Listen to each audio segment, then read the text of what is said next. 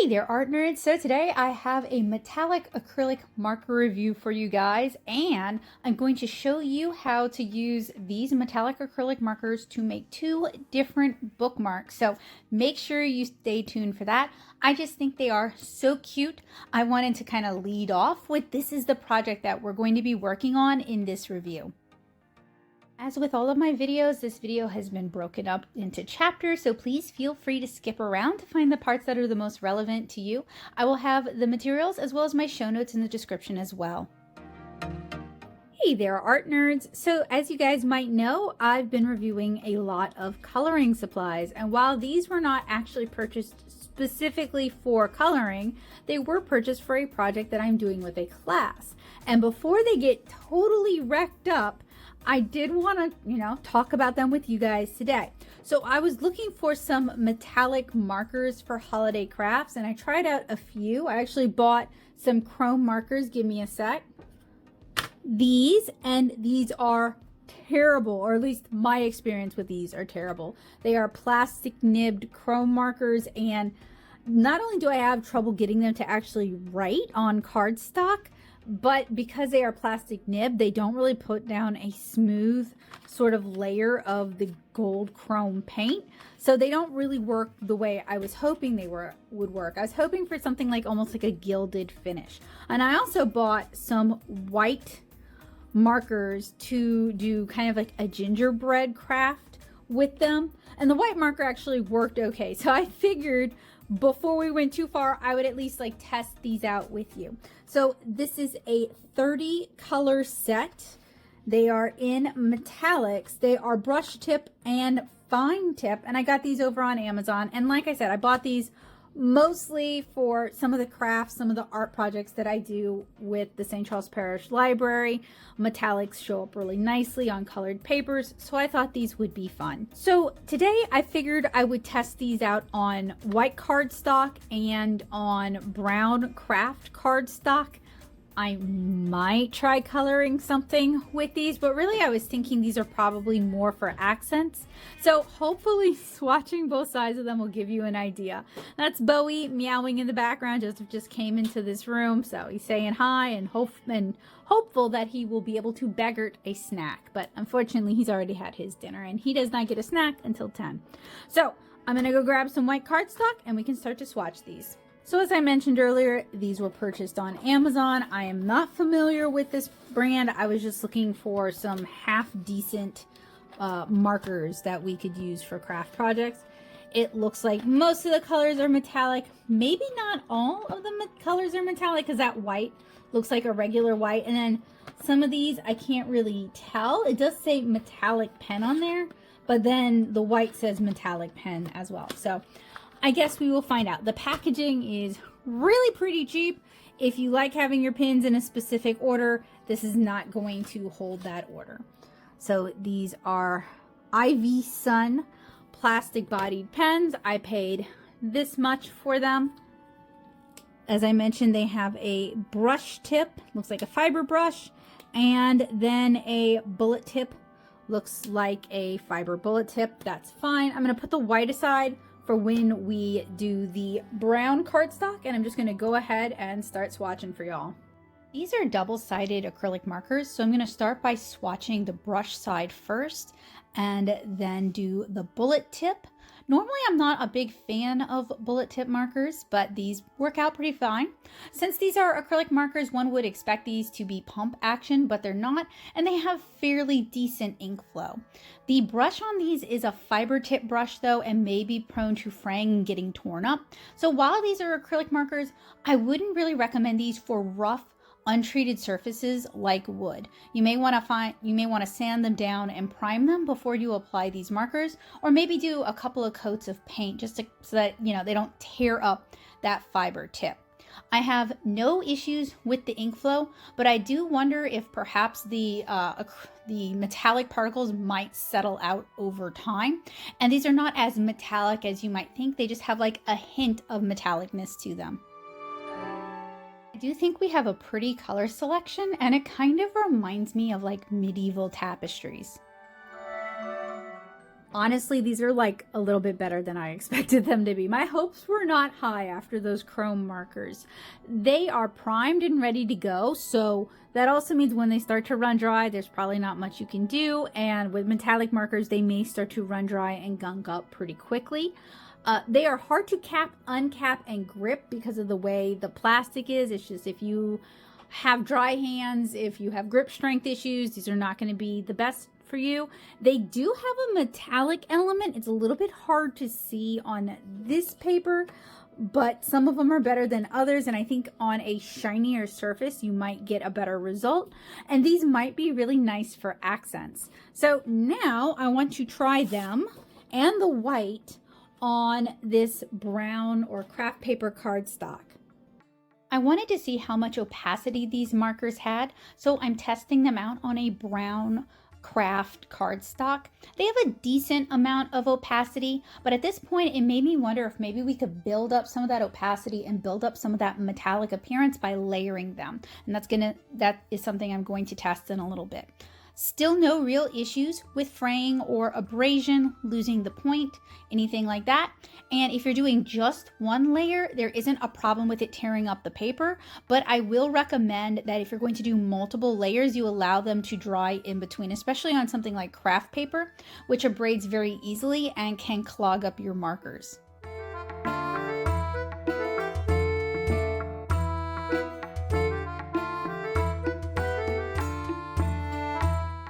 This is what our acrylic markers look like on brown craft paper. So as you can see, they stand out really nicely, and I imagine these would be great on darker papers. I'm pretty impressed by how these actually look on colored paper. I can't wait to try these out on some of the red and green cardstock that I have. But one of the questions that I have is, would we be able to build up and get like a more impressive metallicity if we tried layering it, kind of like we do with alcohol markers?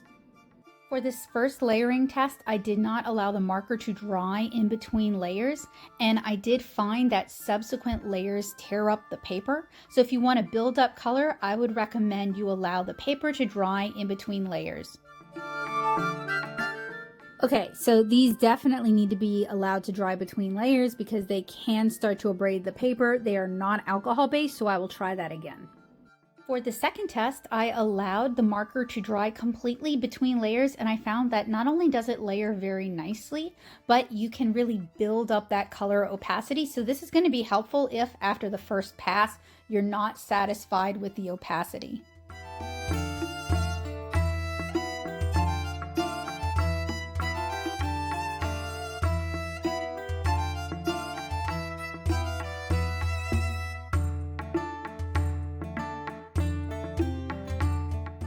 So yes, it does seem like you can layer these to build up color intensity and get a much richer metallic, especially if you allow it to dry in between layers. This is about 3 layers, and that's mainly this part, like up here is about 3 layers. So I've got a couple of ideas for a field test with these, but I wanted to start out by doing something really simple that you guys could do along if you want. We're going to do a bookmark using green cardstock, and I am going to decorate it with silver bells, golden bells, and holly berries. So I need to pick a red and also a green that will stand out on this paper.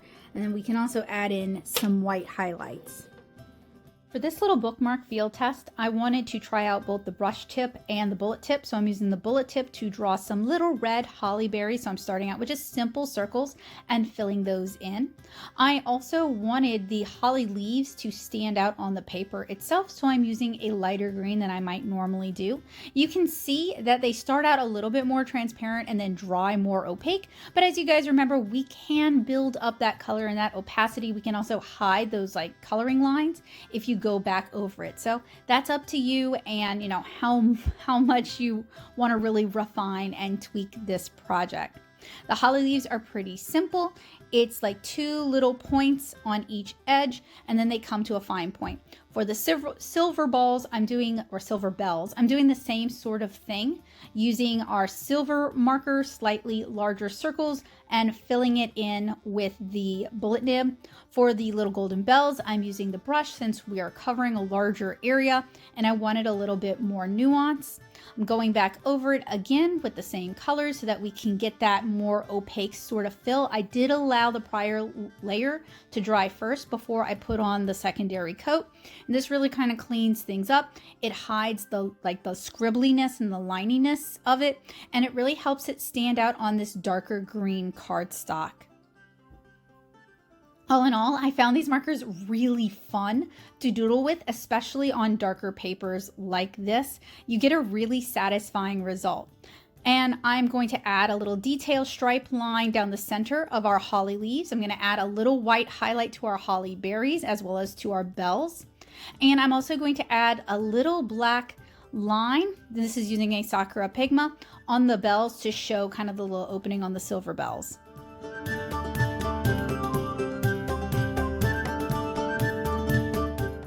So for my second field test, I had an idea. The colors of these markers, and sorry they're off to the side where you guys can't see them, remind me of like jacquard brocade ribbons.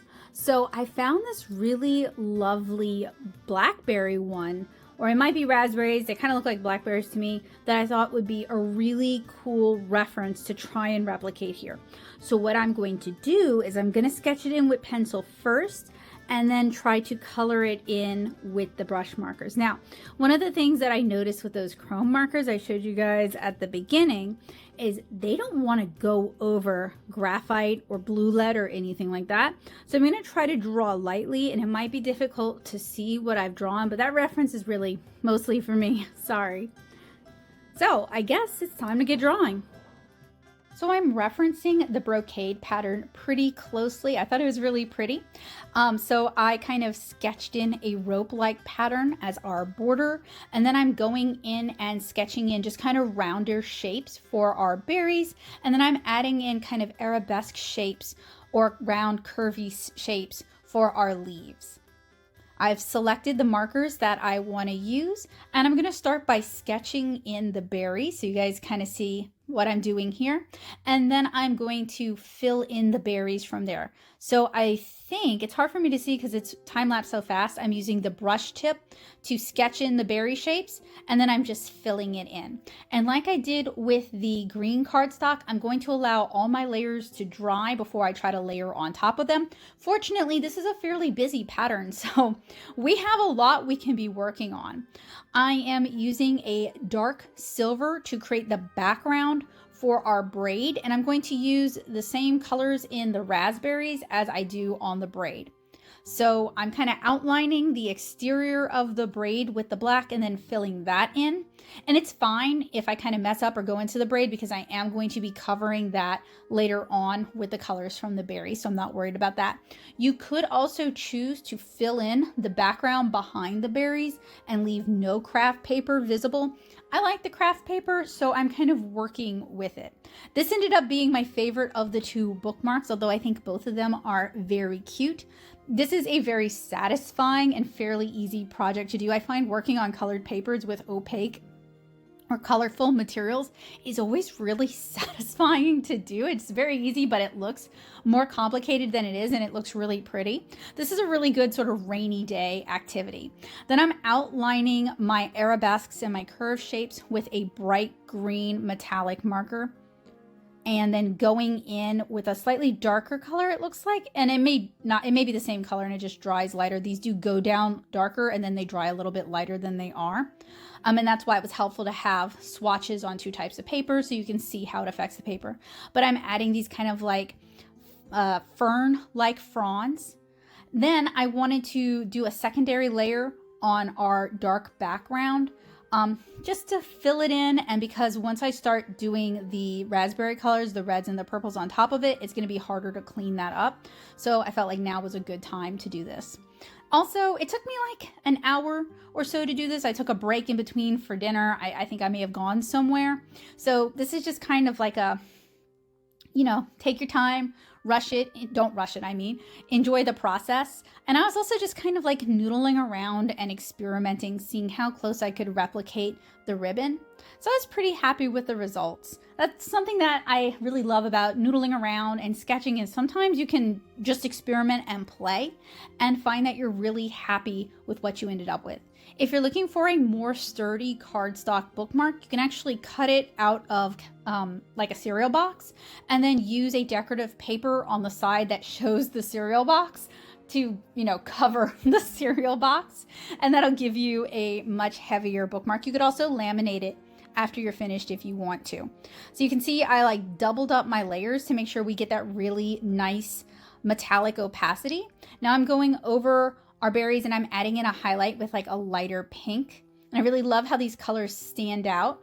I'm using a red on the leaves. That was in the brocade, and I thought that was such a pretty detail and accent that I wanted to work that into mine as well.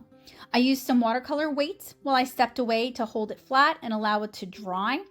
And when I came back to it, I started working on, I think I'm adding shadows to the braid, or I may be giving it its second layer. Again, sometimes it's a little bit hard to tell because it does go down darker and then dry lighter. Now I'm adding some highlights to our fronds with a yellow marker. You could opt not to do that. You could use like a light silver for that. That would be pretty as well. And adding some lowlights with a darker purple. So layering your marker is actually not going to give you a darker color. It's not like alcohol markers. So you do need to like use some color theory and be a little strategic in how you layer these colors. Then I'm adding in my low light shadow to my braid as well on the bottom of the braid. So no matter what angle you look at it or you turn the bookmark, it's going to be at the bottom. And that's kind of an easy, consistent way to add highlight and shadow if you don't feel like figuring out a light source. Then finally, I add in little white highlights with the white marker. This is the only one that is not metallic, I believe. And I think this bookmark turned out really cute. I think it's fairly simple to do. And if you decide to take inspiration from this and make your own, I would love to see it.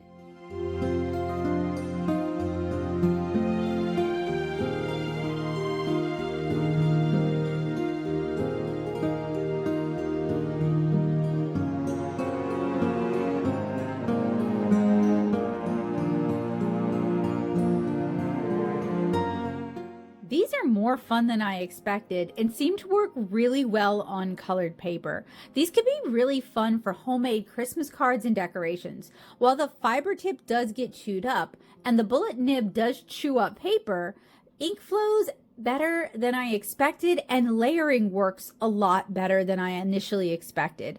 These aren't quite as metallic as I'd hoped, but they're fun and they work well on darker papers. These are acrylic markers, but they don't require any pumping or priming to get started, and they may have ink flow issues later on. We only just got started with these. These probably work well on other sealed surfaces, but rough and porous surfaces might ruin the brushes.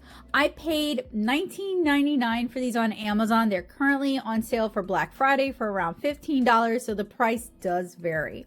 And it would be fun to try these out in a coloring book or as an accent or as a highlight, but I'll have to save that for another time. Thank you guys so much for hanging out with me today. I'm actually glad I took the time to review these because these perform better than I expected them to, and I think some of you guys might like them as well, especially if you enjoy acrylic markers or if you're looking for something that adds a pop to your coloring books and dries very quickly. I paid for these markers out of pocket and I purchased them to use with the art lab.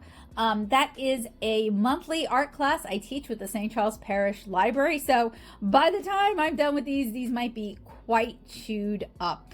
I will have all the links you need down in the description below, as well as the typed up show notes if you prefer to work from text.